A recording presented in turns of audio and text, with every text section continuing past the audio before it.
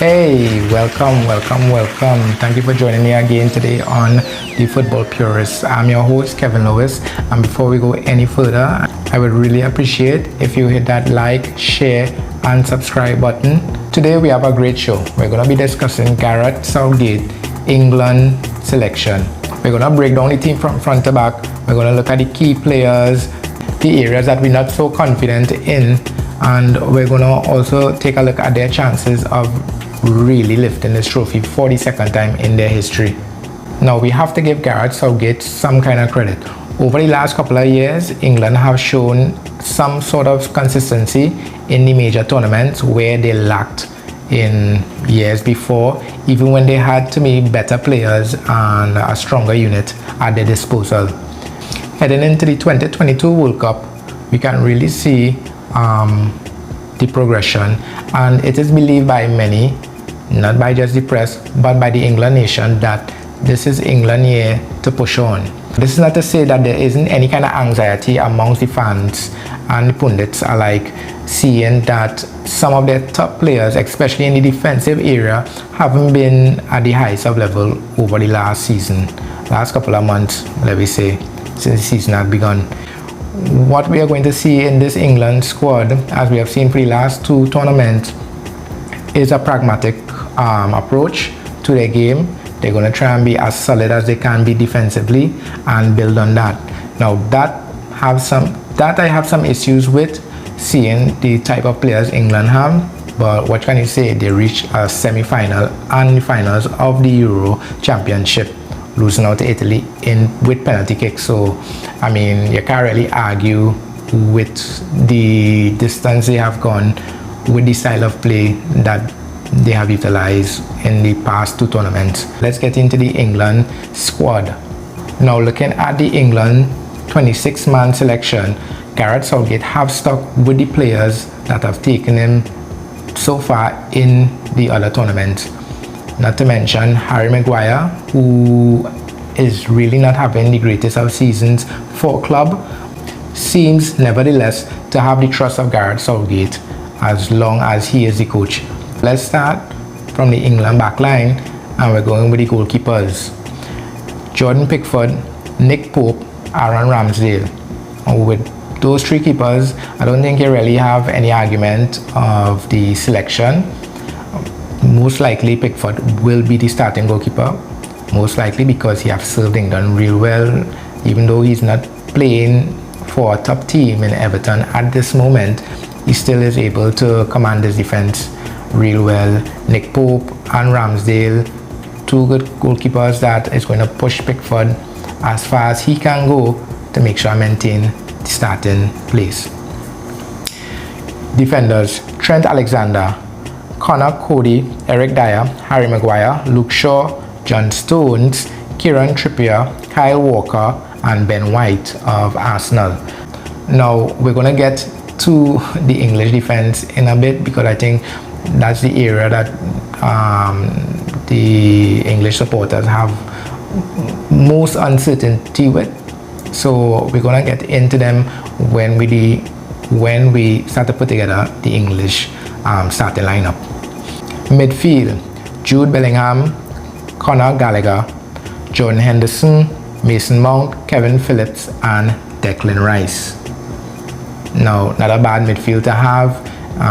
If you really look at it, it's very mobile.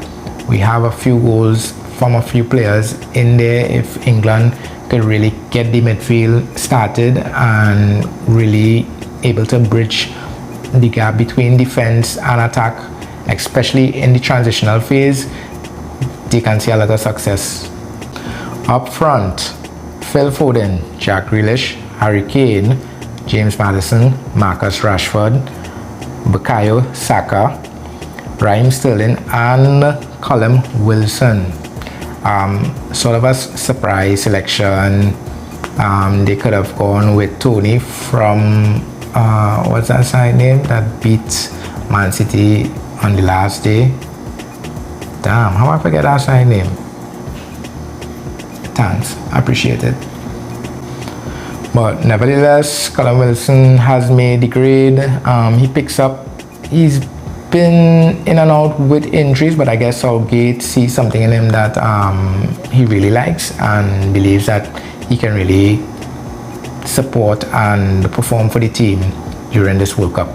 So before we go forward, I know you're checking on my background, it's a little different. Yes, because I'm staying here at Island Memories Condo in Tobago, right on Chauvin Road. If you want, you can check them out on Instagram. Really cozy, made for family, friends, or just you want to chill out with a loved one. I'll leave the link in the description below so you can start planning as soon as we finish here, right? Let's discuss England. Let's discuss England on the whole in terms of, are they capable to win this year's World Cup? Now, as I'm saying, I'm a football purist. I try to keep all bias aside.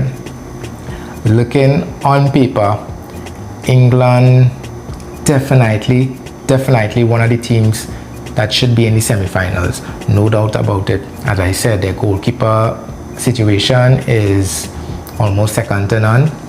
3 top goalkeepers. Anyone I believe comes in to this England squad can command the 18-yard box, no doubt about it.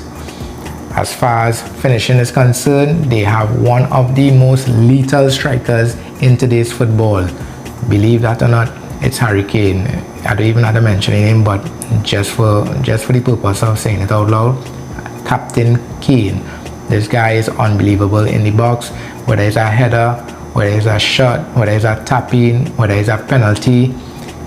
He has it all as a striker. Right now, I think he's wanted by Bayern Munich, was wanted by Man City, so you recognize the kind of pedigree that this guy has, right? So in looking at this England squad, we're going to try and pick a starting 11.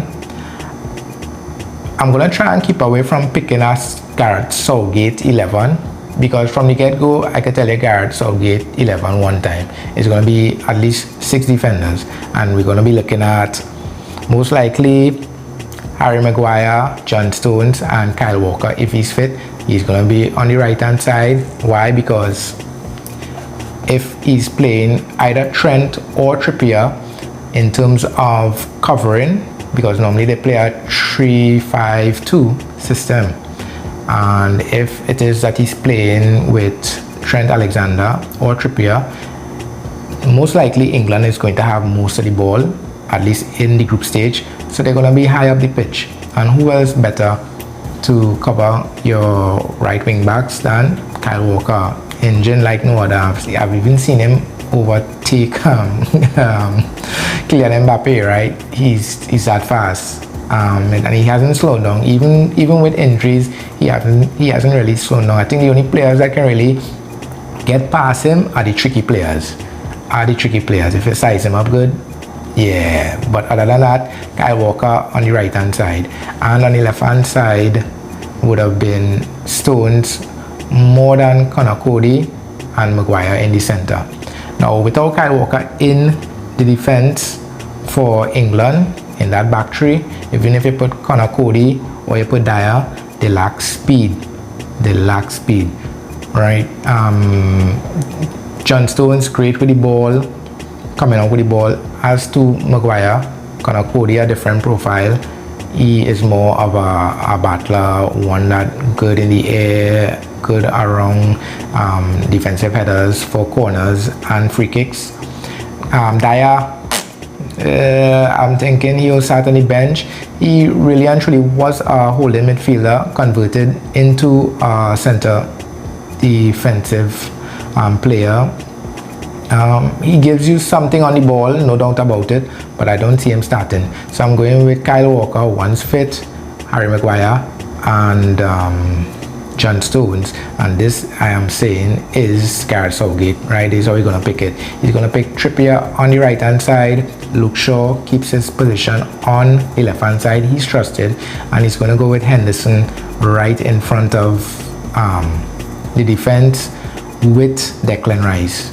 No doubt about it. So 2 holding midfielders, and they're going to have 5 defenders, which means I think his setup is supposed to be able to create the freedom for the attacking players to move about and create the play.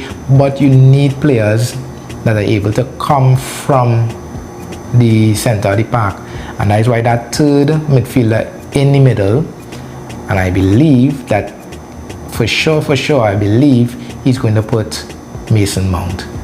Yes, I said it. You thought I was going to say Jude Bellingham? No, I'm not picking my team. I'm picking Mason Mount. Why Mason Mount? Because Mason Mount has his trust. One, Mason Mount has been around. He's played in finals. Two, and Mason Mount has a better defensive work rate, especially if you're playing with Raheem Sterling on the left-hand side and Shaw coming up on that wing. Mason Mount more or less tracks runners, and he's very good at it, no doubt about it. That's why he's always picked in the Chelsea team. He has a great work rate and a great mentality, so why wouldn't you, right?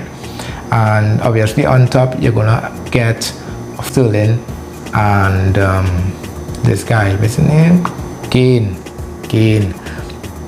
And I mean, looking at it, playing in the group stage against the US, Iran and Wales, that is not a bad side, right? But the thing about it is that England have the strength to be the aggressor, not to be reactive but more proactive, and I believe that is one of the criticisms of Gareth Southgate. Now, if I am to pick a team that is capable of reaching the semi-finals and even beating a top team like France, Brazil, Argentina, Spain, Germany, I am definitely, if I have to play the same system, I'm definitely going to stick with Stones, Maguire and Kyle on the right hand side. But there'll be at least 2 to 3 major changes for me. On the right hand side, I will go with Trent Alexander. I know he's getting a lot of blaze these days. I know everybody has something to say about him defensively, but what this guy gives you in the final third, I don't think there's another English player that can deliver a ball quite like Trent Alexander, whether it's on the run or for a free kick. I mean, Trippier has that in his locker to a sense, but not in the consistent way and not in the way of finding the runs of Harry Kane, and even not even for the headers, but crossing the lines and crossing the midfield, making that pass to Sterling to free him up and for him to cut in on his right foot. All the talk I heard about Trent Alexander, I see it, I understand it, but I think as a coach, you're supposed to make provisions for that. When you have a player like that, you don't expect him to be really focused 100% on defending. Not saying that that's not his job, that he can't get back, but you want to at least have a cover and a blanket there, and that is where Kyle Walker comes in. That is the importance of Kyle Walker in this team right now. His ability to get across and snuff out any danger that comes behind on the opponent's left flank, England right. So all in all, I would start Alexander at least against these teams in the group stage, because England have to take it to the teams. If I see England lingering on the ball too much, the only thing I could say is that the sun too hot and they enable with it, so they conserving energy. No doubt about it, the temperatures are going to be up there, and naturally English players haven't really left that type of habitat, so it's going to be difficult for them in that aspect. So I can understand in certain times, certain time periods in the game, they are going to have to manage their energy and their resources. Right, heading now midfield. Definitely midfield, I will make 2 changes. One, I wouldn't start Mount and Henderson. Now, as I say, I'm going against what Gareth Southgate is going to do, because he wants Henderson there as a old head, a steady head, someone who knows how to lead and keep things together, keep it safe. He's really a top player, right, in that aspect. But as I say, I want to see England more aggressive. So if fit, Calvin Phillips and Declan Rice should play just right in front of the back three. Just right in front of the back three, and choosing their periods when to go forward. Declan Rice more than Calvin Phillips. Declan Rice has a better ball retention in the final third. When he approaches that area, he can pick a pass if needed. So I would, when needed, because they're going to be defending against at least two blocks of four, right? Definitely, they're going to be defending low blocks, mid blocks. They're going to find it hard to get these spaces. So you're going to need one of them to enter into that attacking third and pick a pass. As I said, Calvin Phillips, he has a great engine. As long as he's fit, he should be starting along Declan Rice. You have that youthfulness, recovery. Trent or Luke Shaw can stay up a little longer, make more runs, pass their wingers, find crosses, concentrate on that.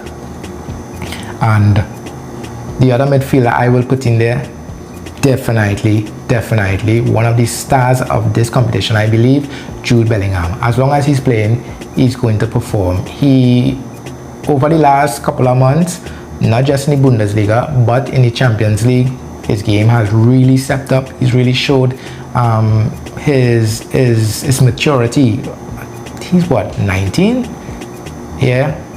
And if I'm not mistaken, might be the captain of Dortmund. Right now, Dortmund is on the edge because he is scouted by every team right now in Europe and is wanted. And money seems not to be any issue in acquiring a player like Jude Bellingham. What Jude Bellingham brings to a team is that dynamic play from the midfield, getting into goal scoring positions, creating opportunity, high press. He's very clever at that. He knows how to get around. He knows how to spread the ball. A real complete attacking midfielder in my book.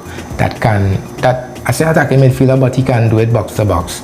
Something like a Frank Lampard, a Steven Gerrard, one of those players that just comes to life as soon as you reach into the final third. Ideas, movement, he sees the game so clear for the age that he is at this point in time. So I think if unleashed, he can have a real good impact for England. Now with that said, the defense settled with Trent on the right hand side, Calvin Phillips coming in, as well as Jude Bellingham. England now in the front look more dangerous. They look more active, better movement, but we will have to keep saying this. They have no time to really rehearse, no time to really implement new structures or new systems. So that is why the 3-5-2 is the option. Most likely Sterling alongside Harry Kane. If not Sterling, Phil Foden. I think Foden, as much as he should start, won't start because Sterling and Harry Kane has been the preferred two up front, working off each other. Sterling running beyond, Kane dropping, and that's what I tell you, where Jude Bellingham comes in, he just had to make that run when Kane falls into that pocket of space right between the defense and the attack, right between the defense and the midfield, and it can open up so much for England. So with all that said, I believe it have hope for England. Not that I care, not that I want them to win it, but from a football purist point of view, the players that they have, at least in the final third, they should be taking the game to the US, Iran, and Wales. They should be progressing as their top team from their group. They should be progressing past the group 16 and the quarterfinals. And when they reach the semifinals, I guess, then they could play a more pragmatic game based on the kind of caliber of team they will be facing. So good luck to them. I hope there's no injuries. Reece James, just want to say that a big miss for England. I know he's going to come back stronger. So thank you for joining me today. I appreciate your company.